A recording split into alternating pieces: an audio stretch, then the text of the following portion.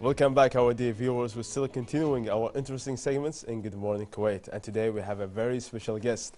In a fast-moving world filled with pressure, distractions, and rising expectations, mental health has become a central part of our daily life, well-being. And today we take a closer look at the challenges faced by both adults and children, and how can we better support ourselves and the younger generation. And for that, please welcome with me Mrs. Samira Albehbhani, psychological and social counselor, with us in Good Morning Kuwait. Welcome to our show. Thank you very much, and thank you for having me. Of course, our pleasure.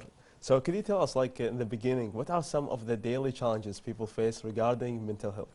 Yes, stress is the major one. And stress also leads to many other situations like anxiety, depression, and like OCD, obsessive thinking.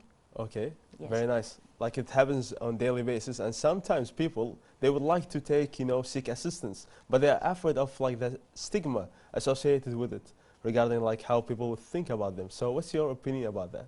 My opinion is people sometimes think that it's a weakness if they have some challenges, psychological or mental challenges, but it is not a weakness at all.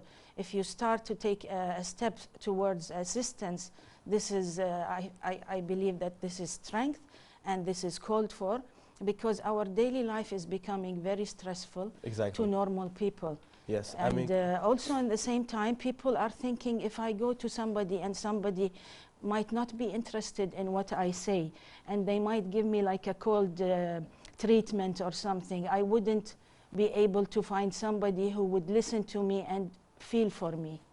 So this is a challenge for somebody who wants to seek help. Yeah, sometimes like people, they don't understand what they are going through, and they might maybe like judge them before they get the chance to listen to them. Yes, absolutely, this is right. Fear of judgment, fear of not having a safe environment to be listened to, and to be allowed to let go of the deep feelings that they have. Sometimes they have things that they are ashamed of, and if they think that this environment is not going to be like discreet and like appreciating this feeling coming out and dealing with it in privacy and like discretion.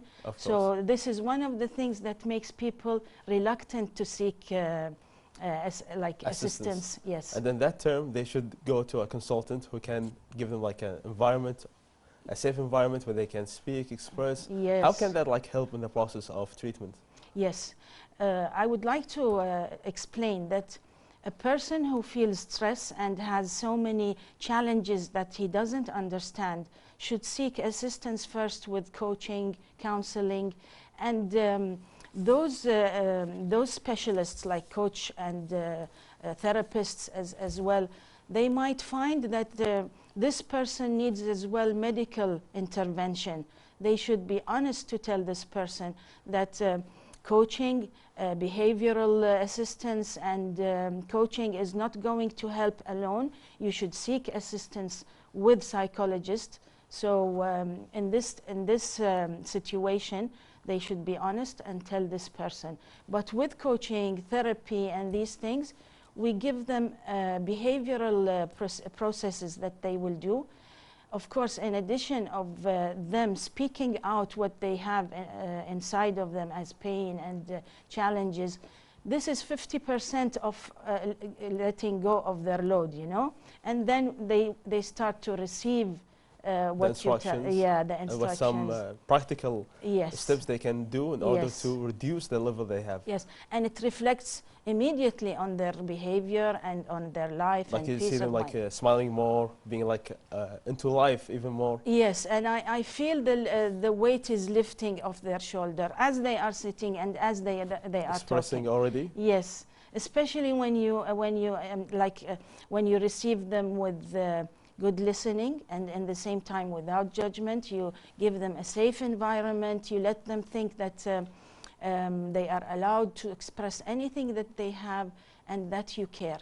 That's really awesome. And the that's power the- of listening, yeah. our dear viewers, is really important, whether like between a patient and a consultant, or also like between on like the children level, you know, between Yes. like the parents and their kids, is very important and powerful tool that can help you to see the things that cannot be seen on like a surface level, Yes. like more on a deep level. Yes. And talking about like now children, you know, like today, children, they are born with technology associated with them. Yes. Did that like reflect, or did that like affect the behavior they have on daily basis? Yes.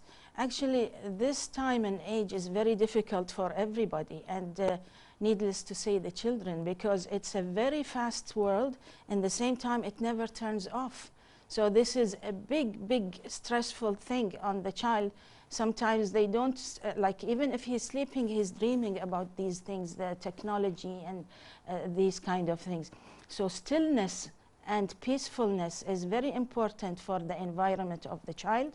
And there should be some structure in having technologies around them. Like in your opinion, should we like limit the usage of technology for the kids? Yes. Or like, is there like a balance need to be applied? Yes, there should be a limit, and in the same time, there should be outdoors activities as well, and physical activities. There should be activities that has communication one-on-one with like lunchtime, with like having one daily day, I mean 1 day a week to just sit around with all family and speak and interact. So human interaction is very important. It should be at least 80% of the time of the child, and 20% should be for the technologies. That's really a very interesting point, because today some people, like the percentage of the kids who are like shy and not like being socialized with other kids, they say like it's related to technology, because they're usually with their iPads, they chatting through like technology. Everything is like on techno. Yes. There's not like this vibrant social interaction with other people around them. Yes, yes. And sometimes there are games that are not good for our children. So there should be some supervision from the parents. And in the same time, if you want to engage with your kid, you can have some hours with the kid to play technology with them, so you can tell what's going on in the game and what kind of challenges it's giving the brain of your child. So I believe parents should engage with them even in the time of technology, in the time of sitting with the TikTok or the Instagram. Like they have a chat with their kids while they are like at the same time enjoying the activity with them. Yes, and they can choose the game? sites, the games, and things like that, and make it interesting, so they can have the gaming time with their parents, and as well as the activity times I with love the that, parents. because some parents, you know, like they think, okay, I'm gonna give him the gaming time, but it's gonna be like solo, just the kid and the TV. Yes. But you mentioned something very important, which is like the engagement of the parent themselves. Yes. To be there, to be Yes. present, Yes, to see because- what their kids are playing. Yes. Because some games right now, like they try to put some values that not associated with our culture, Yes. with our customs. Yes, and you know, when you engage with your child in those games, it's good for the parent as well, because it gives you some intellectual thinking, and in the same time, Creating a bond. Yeah, making like a bond with the kid, and in the same time a child. At the same time, the child would also think, oh my God, my father or my mother knows how to play, I'm proud. So you put some kind of camaraderie in this time, so they like it, they like to enjoy it, gaming with their parent. They will ask you to come and play with them. They will not go and play solo. I love that. So the next time your kid asks you to come and play with them, don't say no, but to go and engage with them. So going with the mental health, like it's not only associated with adults, also with kids and teenagers. Yes. What are some of the common mental issues that you face or you see around you? Well, I see, you know, some parents are, they don't have the time for their children. Some parents, not all. And in the same time, some parents, they don't remember themselves when they were teenagers. Teenager or adolescence is, or puberty is very difficult for the child.